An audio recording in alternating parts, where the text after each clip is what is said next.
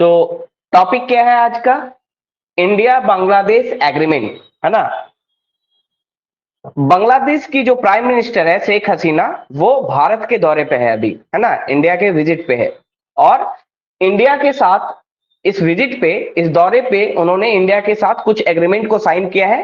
Total 7 agreements है, जिसे मोमेंडम of understanding बोला जाता है ना।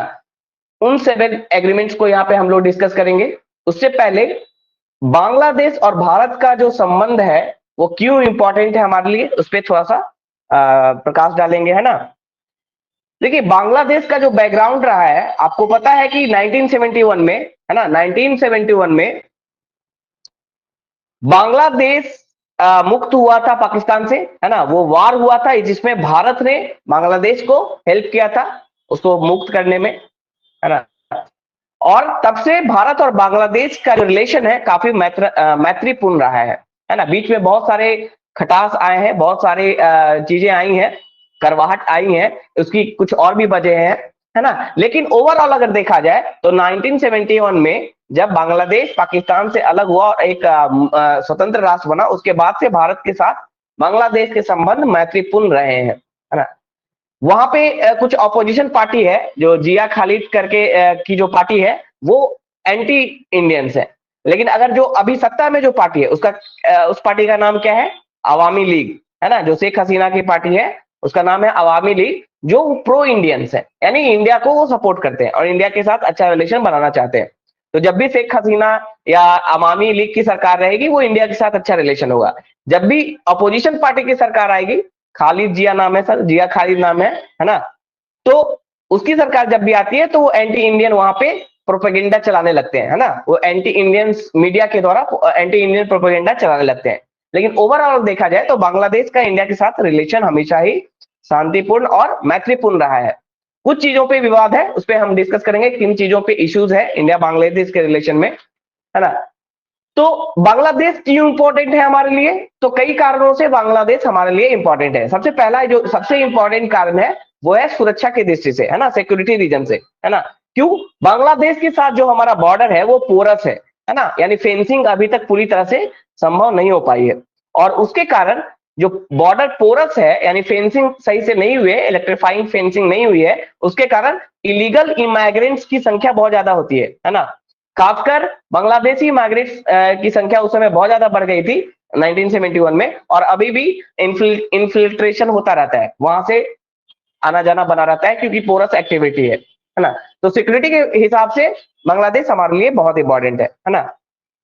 दूसरा, यानी बांग्लादेश में अगर शांति होगी तो हमारे यहाँ भी शांति होगी, है ना, क्योंकि बांग्लादेश हमारे से बहुत सटा हुआ है, हमारे अंदर ही है एक तरह से। हमारे कई सारे स्टेट के साथ बॉर्डर शेयर करता है बांग्लादेश, असम के साथ, है ना, मेघालय के साथ, त्रिपुरा के साथ, तो वेस्ट बंगाल के साथ। तो इन कारणों से बांग्लादेश हमारे लिए इंपॉर्टेंट है, सिक्योरिटी रीजन से। दूसरा, स्ट्रेटेजिक पॉइंट ऑफ व्यू से बांग्लादेश हमारे लिए बहुत इंपॉर्टेंट है। अगर आप देखें बांग्लादेश का पोजीशन, तो बांग्लादेश के ऊपर जो जगह है जिसे सिलीगुड़ी कॉरिडोर बोला जाता है या चिकन नेक बोला जाता है, वो बहुत संकीर्ण, बहुत ही नैरो रास्ता है। अगर उसको ब्लॉक कर दिया जाए तो पूरा नॉर्थ ईस्ट जो स्टेट है हमारा कट जाएगा इंडिया से, है ना। तो उस सिचुएशन में बांग्लादेश हमारे लिए बहुत उपयोगी साबित हो सकता है। नॉर्थ ईस्ट में एंट्री के लिए बांग्लादेश हमारे लिए बहुत बहुत हेल्पफुल उस समय हो सकता है। और हमने अभी रीजनल जो कनेक्टिविटी है उस पर भी बहुत ज्यादा जोर दिया है ना। नॉर्थ ईस्ट में इंटर करने के लिए हम बांग्लादेश का भी रूट अपना रहे हैं ना। कोलकाता से ढाका होते हुए शायद एक रेल लाइन स्टार्ट हुई है जो असम तक जाती है ना। असम शायद असम तक जा रही है। तो बांग्लादेश से होते हुए हम कहा जा सकते हैं? नॉर्थ ईस्ट में जा सकते हैं। तो इस हिसाब से भी बांग्लादेश हमारे लिए इंपॉर्टेंट है। नेक्स्ट क्या दृष्टिकोण है, क्या किस कारण बांग्लादेश हमारे इंपॉर्टेंट है कि अगर साउथ एशिया की बात करें तो भारत के बाद बांग्लादेश की जो इकोनॉमी है वो थोड़ी अच्छी है ना।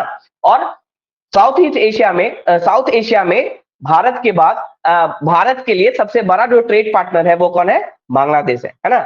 इस दृष्टिकोण से भी, इस पॉइंट ऑफ व्यू से भी बांग्लादेश हमारे लिए इंपॉर्टेंट है। नेक्स्ट क्या है, और भी क्या है, क्योंकि जितने भी कंट्रीज हैं ये हमारे नेबर्स हैं, जैसे बांग्लादेश हुआ, भूटान हुआ, नेपाल हुआ, ये सब क्या है? हमारे नेबर्स कंट्री है। और इंडिया की फॉरेन पॉलिसी है नेवर फर्स्ट पॉलिसी।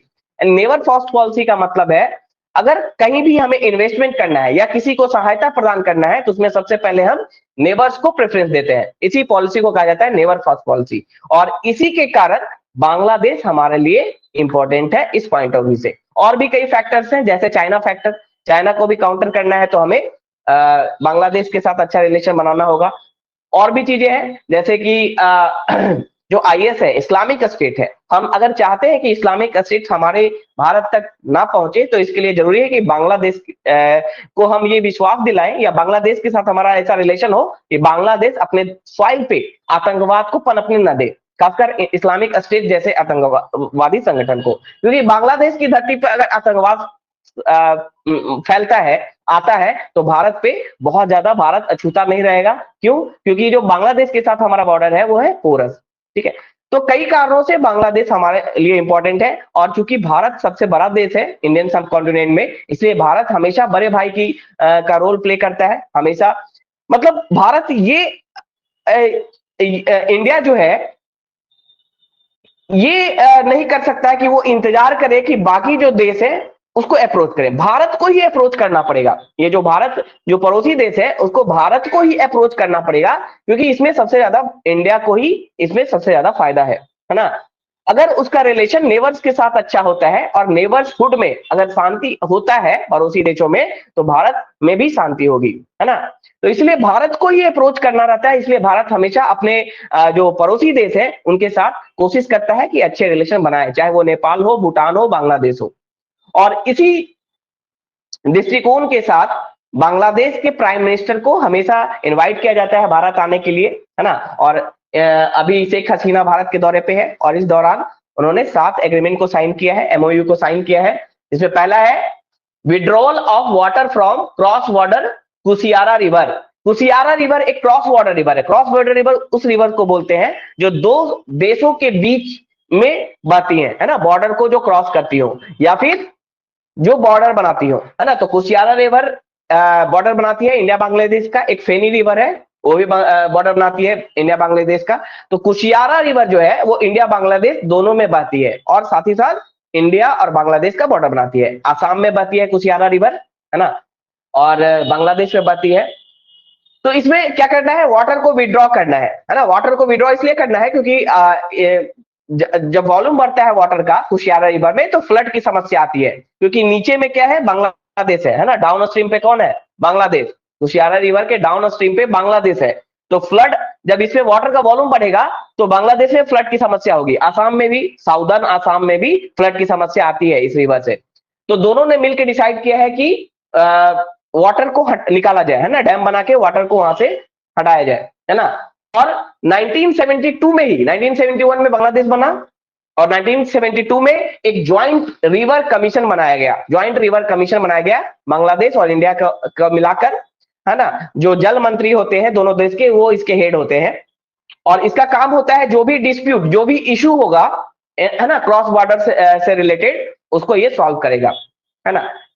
तो ये बांग्लादेश और असम में बहती है और जब वाटर को विड्रॉ किया जाएगा तो साउदर्न असम को और सिलहट जो रीजन है बांग्लादेश में उसको फायदा हुआ, क्योंकि वहां पे बाढ़ की समस्या काफी देखी जा रही है। ओके, तो पहला एग्रीमेंट है ना, withdrawal of water from cross border Kushiyara river. दूसरा एग्रीमेंट क्या है, कोऑपरेशन इन स्पेस टेक्नोलॉजी, है ना। जो भी स्पेस की टेक्नोलॉजी है, अंतरिक्ष से रिलेटेड जो भी तकनीक है वो भारत बांग्लादेश के साथ साझा करेगा, शेयर करेगा, है ना। बांग्लादेश को भी उससे बेनिफिट होगा। अभी जैसे भारत ने इन्फ्लेटेबल, कल बताया मैंने, इन्फ्लेटेबल हाँ एरोडायनेमिक्स डीएक्सेलरेटर करके एक टेक्नोलॉजी डेवलप किया है ना, जो स्पेस टेक्नोलॉजी है। तो इसमें क्या होगा, भारत उस टेक्नोलॉजी को उसके साथ शेयर कर सकता है, या बांग्लादेश का जो सैटेलाइट है वो भारत के जो लॉन्चिंग व्हीकल्स है उसको भेजा जा सकता है। यानी cooperation in space technology, space की टेक्नोलॉजी में कॉपरेट करेंगे एक दूसरे, इसके लिए भी एग्रीमेंट हुआ है। थर्ड क्या है, थर्ड है collaboration on IT system used by railways in area such as movement of freights. Freights के मूवमेंट के लिए, फ्राइट्स क्या होता है, फ्राइट मतलब भाड़ा वाला, हाँ, भारे वाले जो गाड़ी होते हैं उसे फ्राइट बोला जाता है ना, जो माल गाड़ी होती हैं उनको फ्राइट बोला जाता है। तो फ्राइट के क्षेत्र में जो भी टेक्नोलॉजी यूज कर रहा है, आईटी टेक्नोलॉजी मतलब जो भी सॉफ्टवेयर यूज करके उसको कंट्रोल कर रहा है, सॉफ्टवेयर जो यूज करता है जो कम्युनिकेशन के लिए, है ना, उस टेक्नोलॉजी को वो बांग्लादेश को भी शेयर करेगा, उसको शेयर करेगा, उसके साथ कोलैबोरेट करेगा, है ना, भारत। उसके अलावा और कौन सा एग्रीमेंट? विड्रॉल। अच्छा, विड्रॉल लिख लीजिए। Withdrawal of water from cross border Kushiyara river, है ना, वहां से वाटर को विड्रॉ करना है ताकि, हाँ, वाटर को विड्रॉ करना है क्योंकि वहां पे वॉल्यूम ज्यादा हो जाता है वाटर का, है ना, और बाढ़ की समस्या बनी रहती है साउदर्न असम में, और सिलहट जो रीजन है वहां पे बाढ़ की समस्या होती है, कुशियारा रिवर में पानी बढ़ जाता है, तो वहां से पानी को हटाना है ना। तो ये सारी चीजें, ये इस पे एग्रीमेंट हुआ है। उसके बाद कोलैबोरेशन बताया मैंने। उसके बाद बांग्लादेश में जो जुडिशियल ऑफिसर होंगे, जुडिशियल सर्विस में जो ऑफिसर होंगे उनकी ट्रेनिंग होगी यहाँ पे, जो नेशनल इंस्टीट्यूट ऑफ लॉ है इंडिया का, वहां पे बांग्लादेशी जुडिशियल ऑफिसर्स की ट्रेनिंग की जाएगी, है ना। उसके अलावा जो बांग्लादेशी के रेलवे पर्सनल है ना, रेलवे ऑफिसर्स है या कर्मचारी है, उनको ट्रेनिंग दिया जाएगा इंडिया में, है ना, इंडिया में उनको ट्रेनिंग दिया जाएगा। तो इन सारे चीजों के लिए एग्रीमेंट हुआ है। उसके अलावा है साइंस एंड टेक्नोलॉजी कॉपरेशन, खासकर इंडस्ट्रियल रिसर्च में। इंडस्ट्रियल रिसर्च क्या होता है? जैसे कोई भी वस्तु है, कोई भी जो प्रोडक्ट है ना, जो प्रोडक्ट और सर्विसेज हम प्रोड्यूस करते हैं, उसको कैसे बेहतर बनाया जाए, इंडस्ट्री लेवल पे रिसर्च चलता रहता है। जैसे कार है तो उसको कैसे ऑटोमेटिक बनाया जाए, है ना, स्मार्टफोन्स के फीचर्स को बढ़ाया जा रहा है, ये कैसे हो रहा है? इंडस्ट्रियल रिसर्च के द्वारा, है ना। इंडस्ट्रियल रिसर्च किया जाता है कि कैसे वस्तुओं को और भी अच्छा बनाया जाए, ऑटोमेटिक बनाया जाए, और लाइफ को कैसे और इजी बनाया जाए, तो उसको कहते हैं इंडस्ट्रियल रिसर्च। तो इस इंडस्ट्रियल रिसर्च में क्या होगा? कॉपरेट करेगा बांग्लादेश और इंडिया दोनों। अगर इंडिया कोई टेक्नोलॉजी इनोवेट करता है तो बांग्लादेश के साथ भी शेयर करेगा। नेक्स्ट है cooperation in broadcasting between Prasar Bharati and Bangladesh television. Prasar Bharati जो इंडिया का ब्रॉडकास्टिंग चैनल, ब्रॉडकास्टिंग अथॉरिटी है, ब्रॉडकास्टिंग ऑर्गेनाइजेशन है, इसका नाम क्या है? प्रसार भारती। और बांग्लादेश का बांग्लादेशी टेलीविजन, दोनों के बीच में कॉपरेशन होगा। तो ये 7 कुछ एग्रीमेंट किया गया है, एमओयू साइन हुआ है इंडिया और बांग्लादेश में, ठीक है। उसके अलावा कुछ और भी इवेंट हुए हैं, जैसे कि मैत्री सुपर थर्मल पावर प्रोजेक्ट जो बांग्लादेश में है, जो इंडिया के मदद से बनाया गया है। इंडिया क्या दिया है? लाइन ऑफ क्रेडिट दिया है, यानी पैसा दिया है, कर्ज दिया है लो इंटरेस्ट पे, है ना। उसकी मदद से मैत्री सुपर थर्मल पावर प्रोजेक्ट वहां पे स्टार्ट हुआ है बांग्लादेश में, उसका भी इनॉग्रेशन हुआ है। उसके साथ साथ रुस्पा रेल ब्रिज प्रोजेक्ट है, रुस्पा रेल ब्रिज प्रोजेक्ट, वो भी इंडिया के क्रेडिट के मदद से ही बांग्लादेश में डेवलप किया गया है ना।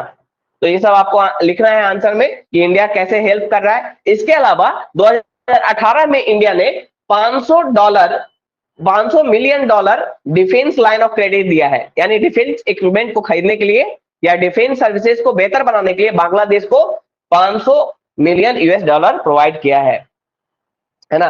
तो इस तरह से बांग्लादेश को इंडिया मदद करता है।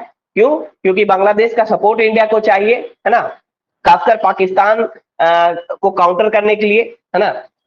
उसके बाद है largest trade partners for India in south Asia. Bangladesh south Asia में इंडिया का सबसे लार्जेस्ट ट्रेड पार्टनर है। इसके साथ साथ पूरे वर्ल्ड में 4th सबसे बड़ा डेस्टिनेशन है एक्सपोर्ट का, यानी इंडिया का जो एक्सपोर्ट होता है उसमें वर्ल्ड में सबसे 4th लार्जेस्ट डेस्टिनेशन है बांग्लादेश। सबसे ज्यादा जो चौथे नंबर पे है वो बांग्लादेश है, जहां पे इंडिया एक्सपोर्ट करता है। तो ये सारे पॉइंट आप लिख सकते हैं, ठीक है। अब यहाँ पे इशू की बात करते हैं। इशू क्या क्या है? तो इशू बहुत बड़ा नहीं है, 2-3 इश्यूज है। एक तो रिवर इश्यूज है ना, क्योंकि बहुत सारे रिवर्स जो इंडिया में बहती है वो बाद में कहा जाती है बांग्लादेश में, है ना। डाउन स्ट्रीम में कौन रहता है? बांग्लादेश। तो रिवर इशू है। सबसे बड़ा जो इशू है जो अभी तक सॉल्व नहीं हुआ वो है तीस्ता, है ना। तीस्ता रिवर इशू है, डिस्प्यूट है इंडिया बांग्लादेश के बीच में, जो कि इनके संबंधों के लिए एक चैलेंज है, उसको सॉल्व करना है। दूसरा है बॉर्डर इशू। कहीं कहीं पे बॉर्डर थोड़ा बहुत है, इशू है, ज्यादा नहीं है ना, थोड़ा सा बॉर्डर इशू है। उसके अलावा है वहां की मीडिया, है ना। बांग्लादेश की मीडिया क्या करती है? इंडिया के against anti Indian sentiment create करने का प्रयास कर रही है और ये इंडिया को पसंद नहीं आता है। तो इसके लिए ये एक बड़ा एक हर्डल है इंडिया बांग्लादेश के रिलेशन को अच्छा करने में। तो ये कुछ विवाद है जिसपे इंडिया और बांग्लादेश का रिलेशन जिसमें खटास आने की संभावना होती है। ओवरऑल हमारा जो बांग्लादेश के साथ एक फ्रेंडली रिलेशन है। Okay, 500 USD 500